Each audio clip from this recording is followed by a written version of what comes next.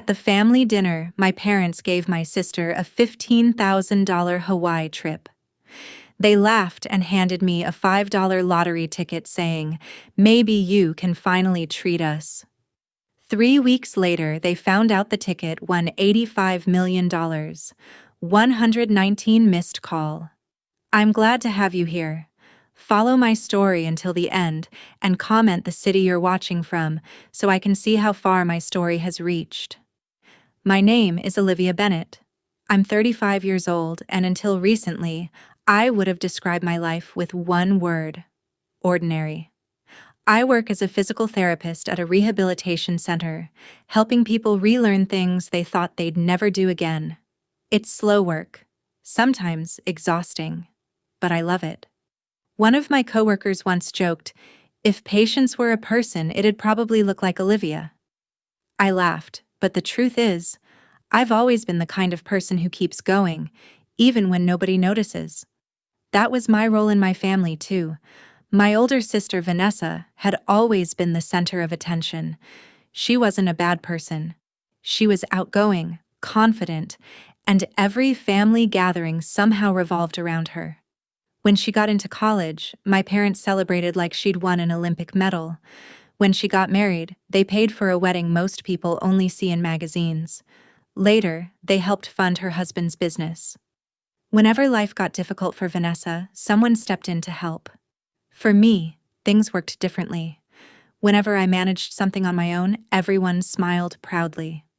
That's our Olivia. She's so independent. She never asks for anything. People think those are compliments. Sometimes they are. Sometimes they're just another way of saying, "We're not planning to help you." So I stopped asking. I built a quiet life I was proud of. A modest apartment, an old car, and a job where people genuinely appreciated me. Then December arrived. Like every year, my parents insisted everyone come over for Christmas dinner. "If you don't come," my mom said, "people will think something's wrong." I almost laughed. Something had been wrong for years. We just never talked about it. Their house was filled with Christmas lights, music, and the smell of cinnamon. My Uncle Richard greeted me with a smile. "There she is, the hardest working person in the family." "Good to see you too, Uncle Richard." He was one of the few people who actually asked how I was doing. "How's work?" "Busy. One of my patients walked without a walker today." His face lit up. Now that's worth celebrating. Before we could keep talking, my mom called everyone to the table. Dinner was fine. Most of the conversation centered around Vanessa. Her vacation plans, her husband's business, their future kitchen renovation. Whenever I joined in, the topic drifted away within seconds. It wasn't intentional, it was just normal. After dessert, Mom clapped her hands. Time for presents. Vanessa's gift came first. Dad handed her a large envelope. She opened it and gasped. "Oh my God, Hawaii!" Mom started crying. "A full week," Dad said proudly. "Oceanfront resort." Everyone applauded. I smiled. Honestly, I was happy for her. Then Dad looked at me. "And here's yours." He handed me a thin white envelope. Inside was a $5 lottery ticket. Behind it was a handwritten note. "Maybe you'll finally be able to treat us." For a second, nobody spoke. Then Vanessa laughed. "Oh, don't lose it. You never know." A few cousins laughed too. Someone added, "If you win millions, remember who believed in you." I forced a smile. "I'll keep that in mind." I slipped the ticket back into the envelope before anyone noticed my expression. Only Uncle Richard wasn't laughing. He glanced at me, then quietly looked away. The conversation moved on like nothing had happened. It was only a joke. At least, that's what everyone would say. But jokes have a way of exposing what people really think. No one asked if I was okay. No one said the joke had gone too far. By the time I left, everyone was talking about Vanessa's Hawaii trip again. Outside, I sat in my car for a moment. The envelope rested on the passenger seat. I picked it up and almost threw it into the trash. Instead, I folded the lottery ticket, slipped it into my wallet behind an old receipt, started the engine, and drove home. The Christmas dinner came and went, but life settled back into its usual rhythm. Monday morning, I was back at the rehabilitation center by 7:30, coffee in one hand and a patient schedule in the other. Nobody there cared what gifts I'd received over Christmas. They cared whether I showed up on time, remembered their progress, and encouraged them when they wanted to quit. Honestly, I preferred it that way.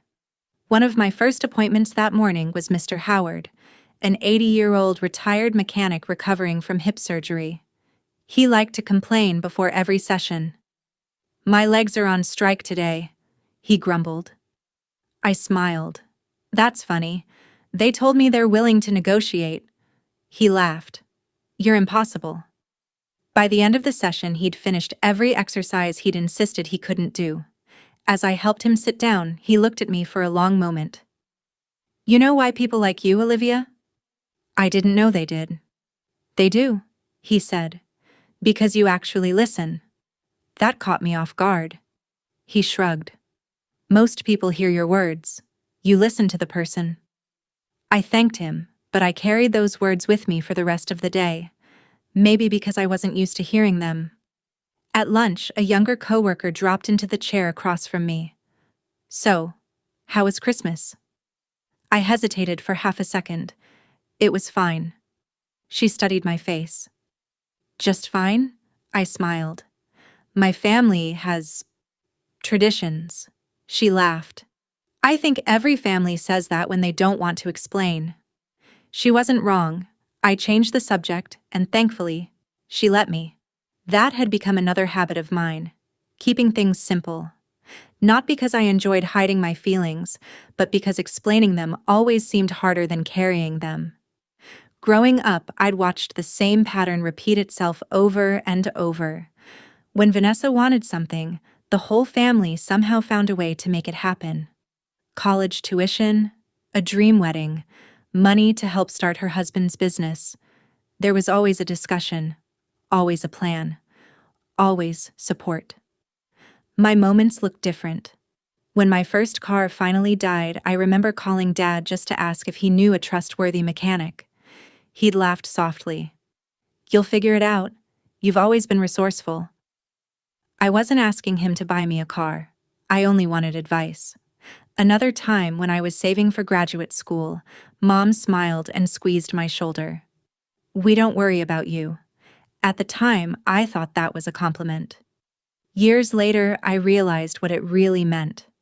They didn't worry because they expected me to solve everything myself. And I always did. I picked up extra shifts, delayed vacations, skipped little luxuries most people never thought twice about. Not because anyone asked me to. Because there wasn't another option. Oddly enough, I wasn't angry all the time. That surprises people when I tell this story. I loved my family. I still showed up for birthdays. I bought thoughtful Christmas presents. I remembered anniversaries. I called my parents every couple of weeks just to check in. I kept hoping that one day our relationship would feel balanced. Not perfect, just balanced. A few days after Christmas, Uncle Richard called. "Hey, kiddo." "Hey, you doing okay?" There it was again. A simple question. One almost nobody else ever asked. "I'm fine." "You sure?" I laughed quietly. "You always know when I'm pretending." "Occupational hazard," he joked. "I've known you your whole life." We talked for almost half an hour. Mostly about work, his garden, a football game we'd both watched. Nothing life-changing. But when we hung up, I noticed something. I felt lighter. It wasn't because he'd solved any problems. He hadn't. He'd simply made me feel heard. That weekend, while folding laundry, my phone buzzed. Family dinner, next Saturday. Mom's message was short. "Everyone will be here. Don't make excuses this time." I stared at the screen longer than I expected. For the first time in years, I wasn't sure I wanted to go. I almost texted my mom to say I couldn't make it. I even typed the message. Work has been busy. I think I'll sit this one out. I stared at it for a few seconds, then deleted it. If I skipped dinner, I'd spend the next week answering questions from everyone in the family. Sometimes showing up was easier than explaining why you didn't. When I walked into my parents' house, the atmosphere was relaxed. The football game was on in the living room. My cousins were helping themselves to snacks before dinner. For a moment, it almost felt normal. Mom greeted me with a quick hug. There you are. I said I'd come. I know, she replied, already turning toward the kitchen. Can you grab the salad bowl? That made me smile a little. At least she was asking me for something other than advice about Vanessa. I carried the bowl to the dining table where Uncle Richard was setting out plates. He looked up. You made it. Barely. He chuckled. I was about to save you the good seat. You always do. Someone has to. Little conversations like that never seemed important at the time. Looking back, they mattered more than I realized. Dinner started with the usual small talk. Weather, holiday traffic, a neighbor who had accidentally backed into his own mailbox. Everyone laughed. It felt easy, comfortable. Then Vanessa arrived about 15 minutes late. The room changed almost instantly. There she is, Mom said. Dad stood up to hug her. Someone asked how the vacation planning was going. Another cousin wanted to hear about her husband's latest business idea. Within seconds, every conversation circled back to them. I quietly kept eating. It wasn't jealousy. It was familiarity. I'd seen this movie before. Halfway through dinner, Dad raised his glass. I'm really proud of how well things are going for you two. Vanessa smiled. We've been lucky. No, Mom corrected. You've worked hard. Everyone nodded. A few minutes later, Aunt Melissa looked at me. So, Olivia, how's work? I finally had an opening. It's been good, actually. A couple of heads turned. I've been working with a stroke patient for almost 6 months. This week he walked across the therapy room without any assistance. I couldn't help smiling. It took forever, but seeing him do that was... Oh, Vanessa interrupted, looking at her phone. I almost forgot. She turned the screen toward Mom. Look at this resort. They upgraded us to an ocean view suite. Mom gasped. Dad leaned over immediately. No way. Just like that. The conversation drifted away. Nobody asked what happened to my patient. Nobody asked how he was doing. I quietly reached for my water. Across the table, Uncle Richard noticed. So, he said, looking directly at me instead of anyone else. How far did your patient walk? The table got a little quieter. I smiled.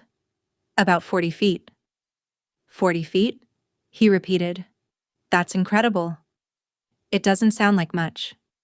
It does if 6 months ago he couldn't stand. For the first time that evening, someone actually let me finish what I was saying. We spent a couple of minutes talking about rehabilitation. One of my younger cousins even asked what physical therapy was really like. I answered, happy that someone was genuinely curious. The moment didn't last long. Before dessert arrived, the conversation had returned to travel plans and kitchen renovations. By then, I didn't even try to compete for anyone's attention. I simply listened. That's what I'd gotten good at. As everyone started clearing the table, Mom stopped beside me. You've always been so easy. What do you mean? You never need much. It makes life simpler. She smiled like she'd paid me a compliment. I smiled back. Yeah. It was easier than explaining why those words landed differently every time I heard them. Before I left, Uncle Richard walked me to the front door. You know, he said quietly, don't ever think what you do isn't important. I looked at him. I don't. Good. He gave my shoulder a light squeeze, just making sure. The drive home was quiet. I dropped my keys on the kitchen counter, kicked off my shoes, and reached into my wallet for a receipt I needed. Something slipped free. A small piece of paper fluttered onto the floor. I bent down, picked it up, and found myself staring at the same $5 lottery ticket everyone had laughed about. I stood there for a few seconds with that lottery ticket in my hand. I almost laughed. I can't believe I actually kept this. The corners were a little bent from sitting in my wallet for weeks. I figured I should at least check it before throwing it away. I grabbed my phone, opened the official lottery app, and scanned the barcode. The screen loaded. Then a message appeared. "Please contact the lottery office." I frowned. That's weird. Usually the app would tell you immediately if you'd won $10 or nothing at all. I scanned it again. Same message. I closed the app, opened it again, scanned the ticket a third time. Exactly the same result. Now I was curious. I typed the winning numbers into the website and started comparing them one by one. First number, match. Second, match. Third. I stopped breathing for a second. No. Fourth, match. Fifth, match. The final number, match. I looked back at the ticket, then at the screen, then back at the ticket again. There had to be a mistake. Maybe I'd pulled up last week's drawing. I checked the date. It matched. Maybe I was reading the numbers backward. I checked again. Still matched. My heart started pounding so hard I could actually hear it. I refreshed the page. Same numbers. I searched another website. Same result. I even turned on the television to find the lottery drawing. The numbers were exactly the same. I slowly lowered myself onto the couch, neither excited nor smiling, just stunned. People always imagine they'd scream if they won millions. I didn't. The first thing I felt wasn't happiness, it was fear. Questions started coming faster than I could answer them. What was I supposed to do now? Who needed to know? Who absolutely shouldn't know? Could someone steal the ticket? What if I made one stupid mistake? I carefully placed the ticket on my coffee table and just stared at it. The room was completely silent. A few minutes earlier, it had been nothing more than a joke my family gave me for Christmas. Now it was worth more money than I could even picture in my head. I picked up my phone to call someone. My thumb hovered over Vanessa's name, then Mom, then Uncle Richard. I never pressed the button. Not because I didn't trust Uncle Richard, I did. But once another person knew, there would always be a chance someone else would find out too. I wasn't ready for that. Instead, I searched one simple question. What should a lottery winner do first? Every article said almost the same thing. Stay calm, sign the ticket, don't announce it publicly, talk to an attorney before claiming anything. That was the first piece of advice all of them agreed on. I grabbed a pen, signed the back of the ticket with a hand that wasn't nearly as steady as I wanted it to be, then slipped it into a folder with my important documents. Only then did I finally breathe a little easier. I turned my phone completely off. No music, no television, no social media, nothing. I just sat on the couch, trying to imagine waking up tomorrow and discovering this had all been a dream. It didn't feel real. Money like that belonged to someone else. Someone famous. Someone lucky. Not a physical therapist who drove an aging sedan and packed her lunch for work. Hours passed before I finally stood up. I barely slept that night. Every time I closed my eyes, I kept thinking about that tiny piece of paper sitting inside my desk drawer. By sunrise, I had made exactly one decision. I wasn't telling my family. Not yet. Before I spoke to anyone, I needed to speak to someone who actually knew what to do. Coffee in one hand and my laptop open in front of me, I searched for law firms that specialized in helping lottery winners. One name kept appearing over and over. I picked up the phone and scheduled the first appointment available. The attorney's office was nothing like I expected. No giant marble lobby, no dramatic conference room, just a quiet building where people came to solve complicated problems. A woman named Karen greeted me with a handshake. "You must be Olivia." I nodded. "I've never done anything like this before." She smiled. "Most jackpot winners haven't." That actually helped. For the next 2 hours, nobody asked me what I wanted to buy. Nobody talked about sports cars or beach houses. Instead, they asked questions I hadn't even considered. "Has anyone else seen the ticket?" "No." "Have you told your family?" "No." "Good," Karen said without hesitation. "Keep it that way for now." She explained that large lottery prizes often changed relationships long before they changed bank accounts. The fewer people who know during the early stages, the better. Hearing a complete stranger say that made me realize my instincts hadn't been unreasonable. She wasn't telling me to hide because my family was bad. She was telling me to protect myself because sudden wealth changes how people think. By the end of the meeting, Karen laid out a plan. The biggest recommendation surprised me. "We'd like to create a trust to claim the prize." I frowned. "So my name doesn't become public?" "Exactly." She explained that depending on state laws, a trust could provide another layer of privacy and make it much harder for curious strangers, or distant relatives, to connect my name to the jackpot. That sounded much better than seeing my face on the evening news. "I want to do that." Karen nodded. "I thought you might." A few days later, she introduced me to a financial advisor named Michael. He wasn't flashy either. His first question wasn't, "What do you want to buy?" It was, "What kind of life do you want 10 years from now?" Nobody had ever asked me that. I sat there thinking for a moment. "I don't want my life to become complicated." He smiled. "That's a better answer than you probably realize."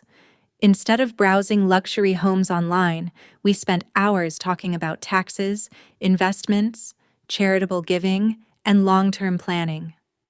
Before I left, Michael handed me a notebook. "Write priorities," he said, "not purchases." That sentence stayed with me.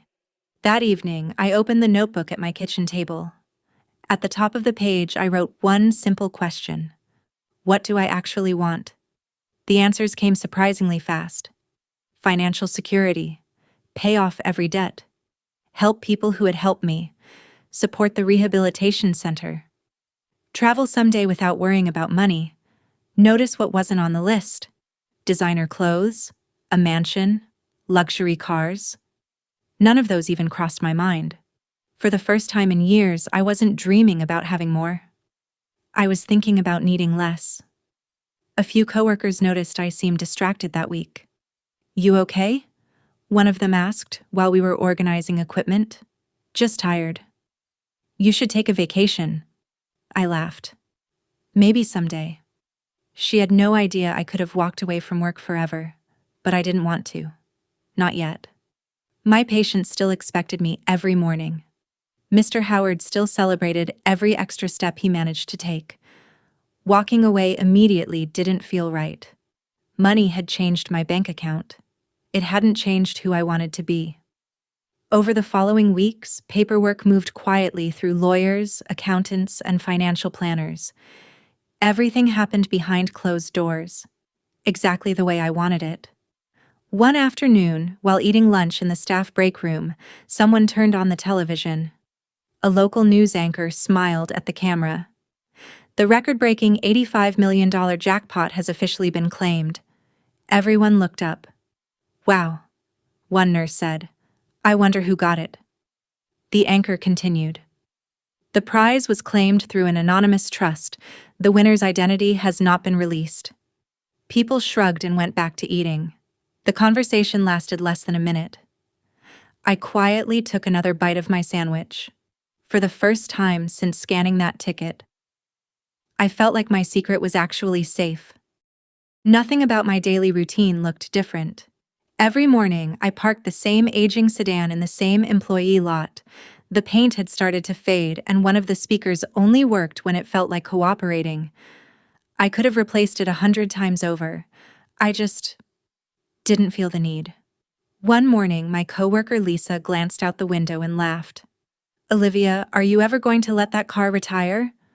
I grinned. It still gets me to work. Barely. It hasn't given up on me yet. She shook her head. If I ever win the lottery, my car's gone the same day. I laughed with everyone else. If that happens, you can drive me to work. Nobody thought twice about the joke. Neither did I. Keeping life familiar made everything easier. The less I changed, the less anyone questioned. Work continued to be my favorite part of the day. Patients didn't care what was in my bank account. They cared whether I remembered their names, whether I celebrated their progress, whether I believed they could improve when they had stopped believing in themselves. That never changed. One afternoon, Mr. Howard managed to climb an entire practice staircase without stopping. When he reached the top, he looked back at me with a huge smile. I couldn't have done this 6 months ago. No, I said, but you did it today. He reached over and squeezed my hand. Thank you. Moments like that reminded me why I hadn't quit. Money could buy freedom. It couldn't replace purpose. Outside of work, though, a few quiet changes had started happening. Karen called to let me know everything had been finalized. Your accounts are secure. Good. Have you thought about charitable giving yet? I have. There were actually 2 things I'd been thinking about for weeks. The first was Uncle Richard. He had never asked me for money. Not once. In fact, I only knew about his financial situation because he'd accidentally mentioned postponing another medical procedure while we were talking one afternoon. He'd brushed it off immediately. I'll figure it out. Funny. That sounded exactly like something my parents used to tell me. I asked Karen if there was a way to help him without revealing where the money came from. There are several ways, she replied. We can make the payment anonymously. Let's do that. A few weeks later, Uncle Richard called. You won't believe this. What happened? Someone paid off my medical balance. I stayed quiet. They said an anonymous donor covered everything. Really? I've been trying to figure out who'd do something like that. I smiled even though he couldn't see me. Maybe somebody wanted to thank you. He laughed. I wish I knew who. So do I. That conversation stayed with me all evening, not because I'd spent the money, because I'd finally been able to help someone who had spent years helping me in much smaller ways. The second thing on my list was work. Our rehabilitation center had been trying to replace outdated therapy equipment for nearly 2 years. Budget meetings always ended the same way. Maybe next year. Patients still improved. But newer equipment would have made recovery faster for many of them. I quietly asked Michael whether a donation could also stay anonymous. Absolutely. Within a month, the center received enough funding to purchase several new rehabilitation machines and expand a financial assistance program for patients who couldn't afford long-term therapy. The announcement was posted in the staff lounge. Thanks to an anonymous donor, everyone stood around reading it. This is incredible, Lisa said. So many families needed this. Another therapist nodded. I hope whoever did this knows how many lives they're changing. I looked back at the notice one more time before heading to my next appointment. That was enough for me. No plaque, no ribbon cutting, no interview. Just people getting the help they needed. For the first time in a long while, my money felt like a tool instead of a secret. What I didn't know was that someone outside my circle had started noticing a few details that were never supposed to connect. Winter slowly turned into spring, and for a while, life felt surprisingly steady. I went to work, visited Uncle Richard when I could, paid my bills, cooked dinner at home. If someone had followed me around for a week, they never would have guessed I was worth millions. Honestly, that was exactly how I wanted it. One afternoon, Karen called with a routine update. Everything still looks good on our end, she said. Anything I should be worried about? Not at the moment. She paused for a second. But remember what I told you. Information has a way of traveling, even when people don't mean for it to. What do you mean? Nothing specific. Just, don't assume privacy lasts forever. I thanked her and went back to work. Her comment stayed in the back of my mind, but I didn't dwell on it. I figured she was simply reminding me to be careful. What I didn't know was that, a few miles away, someone had already started putting small pieces together. A legal assistant at another firm happened to recognize the name of the trust that had claimed the jackpot. She also recognized a document connected to a routine financial transaction. None of it proved anything. But it was enough to spark curiosity. She mentioned it to someone she knew over coffee. That person happened to know one of my cousins.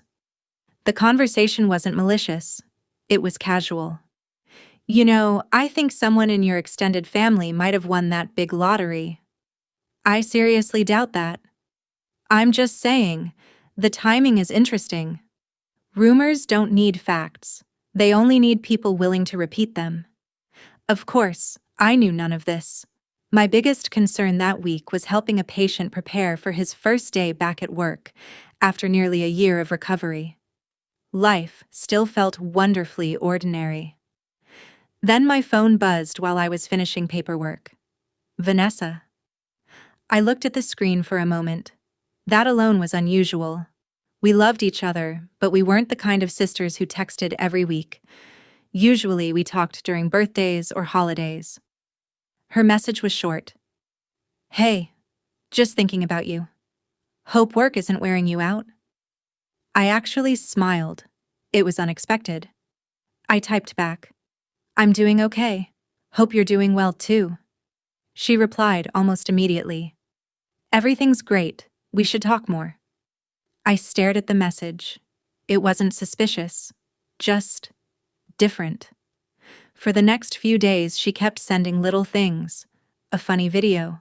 A picture of her dog. A recipe she thought I'd like. Nothing about money. Nothing about the lottery. Just conversations we hadn't had in years. Part of me enjoyed it. Another part kept wondering why now. Even Uncle Richard noticed. He called one evening to ask how I was doing. Before hanging up, he said, Vanessa mentioned she'd been talking to you more? Yeah, that's nice. It is. You sound unconvinced. I laughed. I'm just getting used to it. Fair enough. He didn't push any further. Neither did I. Maybe I was overthinking it. Maybe my sister had simply decided she wanted a closer relationship. People change. Families change. I wanted to believe that. A couple of days later, my phone lit up again. This time, it wasn't a text. It was Vanessa calling. I answered. Hey. Hi, she said cheerfully. Are you busy? Just leaving work. Perfect. There was a brief pause before she continued. I was wondering, yeah? Would you want to grab lunch this weekend? I blinked. Just the two of us. Another small pause. You know, just to catch up. I almost said no. Not because I disliked Vanessa. It just wasn't something we normally did. Lunch? Just the two of us? That hadn't happened in years. Still, I agreed. Sure, I said. Saturday works. Great, she replied a little too quickly. I know this nice little cafe downtown. She sounded genuinely excited. That made me lower my guard. Maybe Uncle Richard was right. Maybe she really was trying. Saturday arrived, and I got there a few minutes early. Vanessa walked in wearing a bright smile and wrapped me in a hug before she even sat down. It's so good to see you, I smiled back. You too. For the first 15 minutes, everything felt normal. We talked about work, her dog, a TV series we'd both started watching. She even apologized for how little we'd talked over the past couple of years. I've been caught up in my own life, she admitted. I should have made more time. I could have called too, I said. That part was true. Relationships go both ways. The conversation became easier after that. For a moment, I thought maybe we were finally acting like sisters instead of distant relatives who happened to share the same parents. Then the question slowly changed. So, you're still at the rehab center? Yeah. You really love that place, don't you? I do. She smiled. I always admired that about you. The compliment caught me off guard. Vanessa wasn't usually the type to say things like that.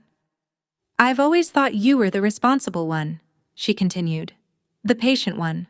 I laughed softly. That's one way to put it.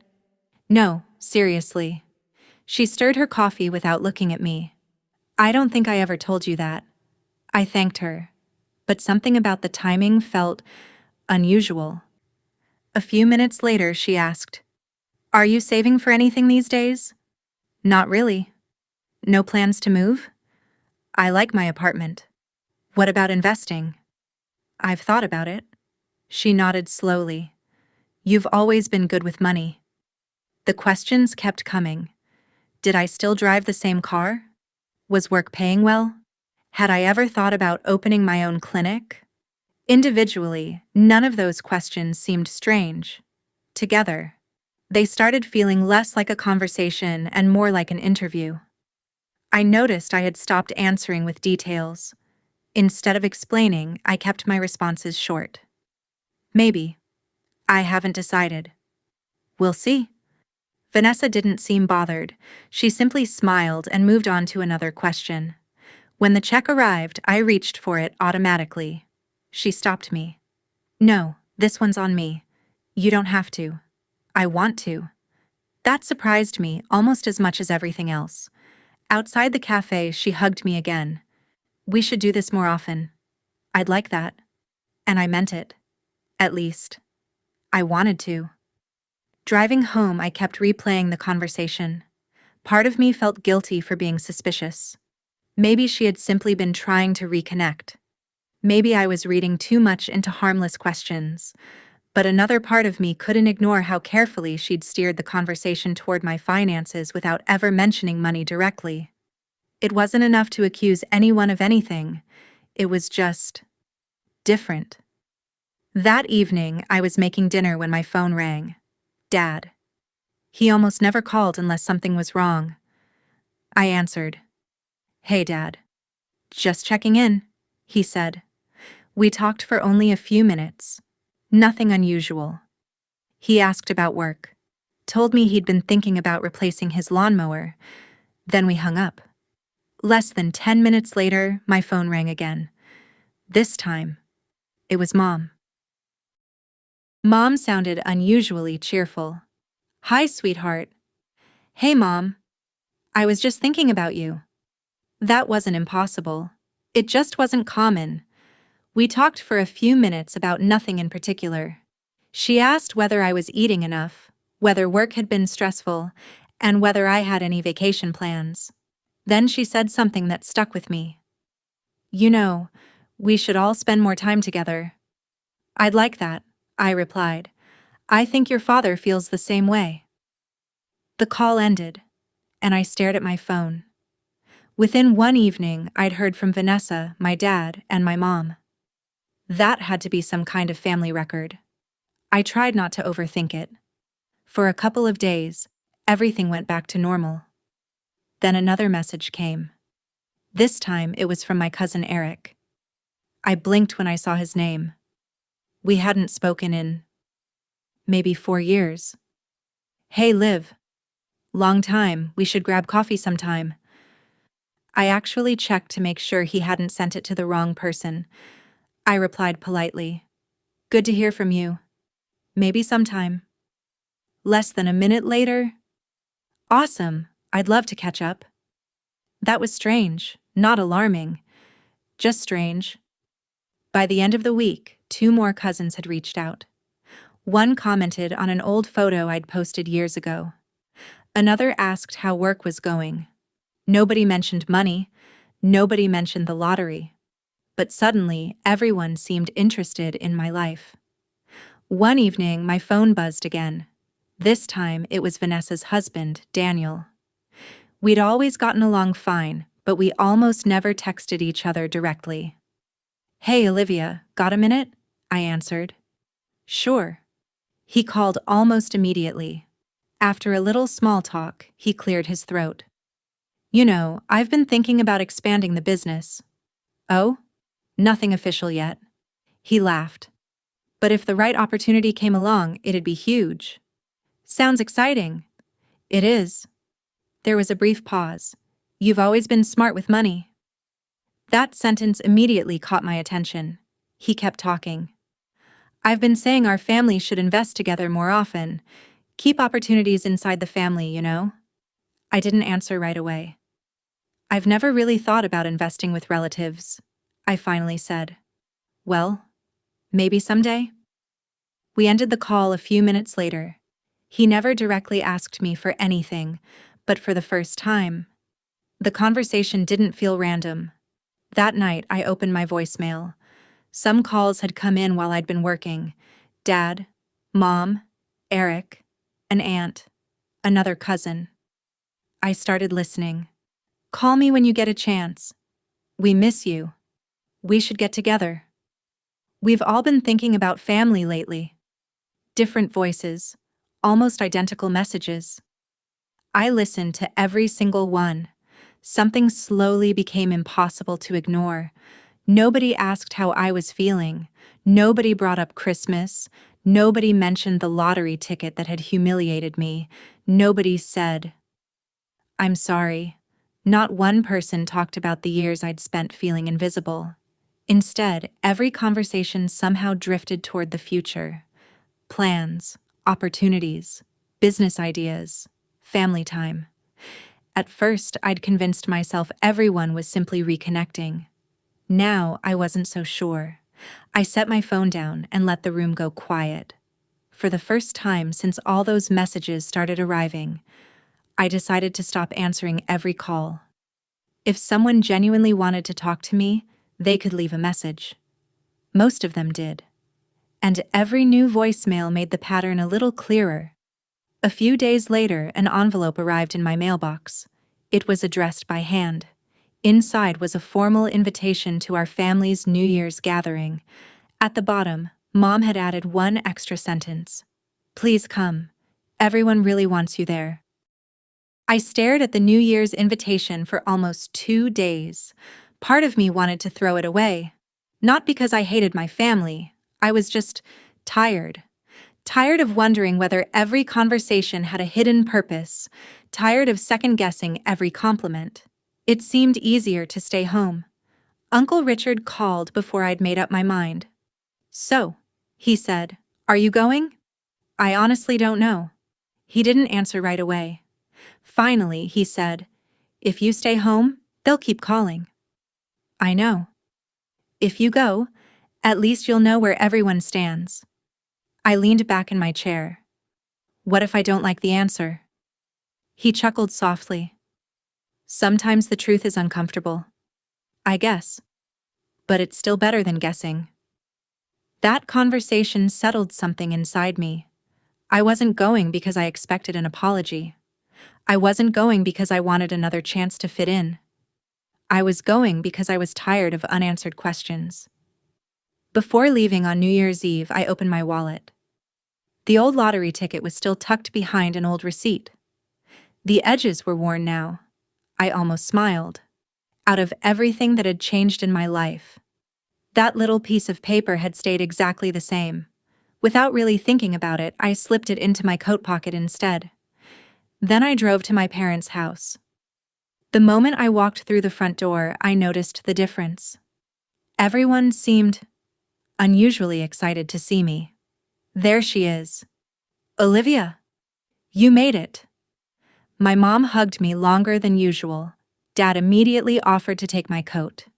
Even cousins who normally stayed across the room came over to say hello. It should have felt nice. Instead, it felt unfamiliar. Dinner started, and for a while everything sounded almost normal. People laughed, kids ran through the house. Someone burned the dinner rolls and everyone teased my uncle about it. For a few minutes, I let myself relax. Then the conversation slowly shifted. Daniel mentioned how difficult it was for small businesses to find investors. One cousin talked about housing prices. Another joked that retirement wasn't getting any cheaper. Nobody looked directly at me while saying those things. But somehow, I still felt included in the conversation.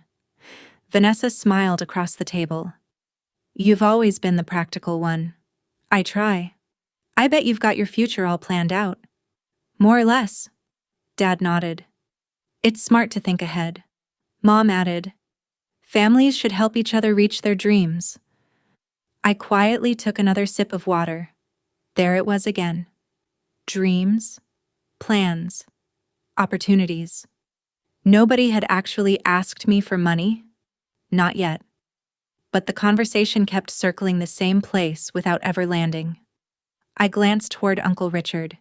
He wasn't saying much. When our eyes met, he gave me a small nod.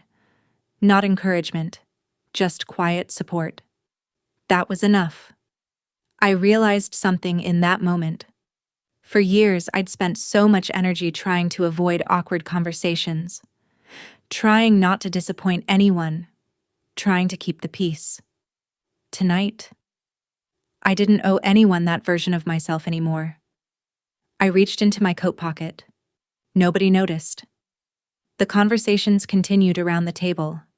Daniel was explaining another business idea. Someone else was talking about vacation homes. I unfolded the small piece of paper between my fingers. It looked almost ridiculous. A worn $5 lottery ticket. The same one everyone had laughed at. Without saying a word, I leaned forward and gently placed it in the middle of the dinner table. The room fell completely silent. Nobody reached for the ticket. Nobody even moved. Every face around the table was fixed on that small, worn piece of paper. Dad frowned first. Olivia, why are you showing us that? I looked around the room. Do you remember what you said when you gave it to me? Nobody answered. Mom looked down at her plate. Vanessa shifted in her chair. I picked up the ticket and turned it over in my hands. You gave this to me as a joke. I smiled a little, but there wasn't much humor in it. Maybe you'll finally be able to treat us. A few people lowered their eyes. I laughed that night because I didn't want to make Christmas uncomfortable. I paused. But it wasn't really about the ticket. The room stayed quiet. It was about realizing that $5 was exactly what everyone thought I was worth. Mom shook her head immediately. No, that's not fair. I know you didn't say those exact words, but that's how it felt. Dad cleared his throat. We never loved you less than Vanessa. I didn't say you loved me less. I looked at him. I said you chose differently. Every time Vanessa needed help, the family showed up. College, her wedding, Daniel's business. There was always support waiting for her. When I struggled, I continued, I heard the same sentence over and over. You're independent. You'll figure it out. I let out a slow breath. Eventually, I stopped asking. Mom's eyes filled with tears. We thought we were complimenting you. I know. And maybe sometimes you were. I looked around the table again. But hearing that for 20 years starts to sound different. Vanessa finally spoke. We never meant to hurt you. I believe you. She looked surprised by my answer. I don't think any of you sat around planning to make me feel invisible. I glanced down at the ticket again. But intentions don't erase what happened. The silence grew heavier. Then Dad asked the question everyone had been avoiding. So, is it true? I nodded once. Yes. Nobody gasped. Nobody celebrated. They already knew. They just wanted to hear me say it. I folded the ticket carefully. I've spent the last several months wondering why everyone suddenly wanted to talk to me. Nobody interrupted. So I have one question. I looked from one face to another. If this ticket had never won, would any of you be calling me this much? No one answered. Vanessa looked down. Dad rubbed his forehead. Mom quietly cried into a napkin. Even Daniel, who always seemed to have something to say, stayed silent. That silence lasted only a few seconds. It felt much longer. Finally, I stood. I love all of you. Several heads lifted. But I'm not going to pay for anyone's lifestyle. I'm not investing in businesses because we're related. I'm not buying houses or vacations. The words came out calmly, not angrily. I've already decided what I want my money to do. I want a peaceful life. I want to keep helping people. And I want my relationships to exist because we care about each other, not because of what's in my bank account. Nobody argued. There wasn't really anything to argue with. I wished everyone a happy new year, picked up my coat, and walked out. Uncle Richard caught up with me before I reached my car. He didn't ask about the money. He didn't tell me I'd done the right thing. He simply gave me a hug. "I'm proud of you," he said. "Thank you." A few months passed. Some relatives stopped calling altogether. That answer was clearer than any explanation they could have given. Others reached out again, but differently this time. No business ideas, no investment conversations, just birthdays, checking in, asking how work was going. The trust didn't come back overnight. Maybe it never will completely. But at least now I knew which relationships had a chance to become real. Work stayed the same.